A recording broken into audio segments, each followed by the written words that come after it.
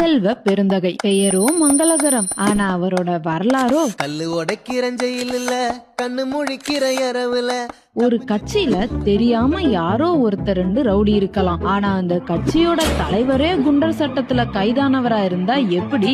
நம்ம செல்வ பெருந்தகையோட வரலாற கொஞ்சம் திருப்பி பார்த்தோம்னா, ஆடிட்டர் பாண்டியன் கொலை வழக்குல முக்கிய குற்றவாளி. வழக்கு எண் 136/2003, இபிகோ 307 கொலை முயற்சி. வழக்கு எண் 138/2003, தாக்குதல். வழக்கு எண் 277/01, கொலை மிரட்டல். வழக்கு எண் 451/2003, இபிகோ 324, பரந்த ஆயுதங்களால் தாக்குதல். இபிகோ 506, கொலை மிரட்டல், வெடிபொருட்கள். இந்த வழக்கில் முன்னர் சட்டத்தில் சிறையில் அடைக்கப்பட்டார். வழக்கு எண் 1464/2003, இபிகோ 147, கலவரம் செய்தல். இபிகோ 148, பரந்த ஆயுதங்களால் கலவரம் செய்தல். இபிகோ 506, கொலை மிரட்டல். இதெல்லாம் கேட்கவே தலை சுத்துதே.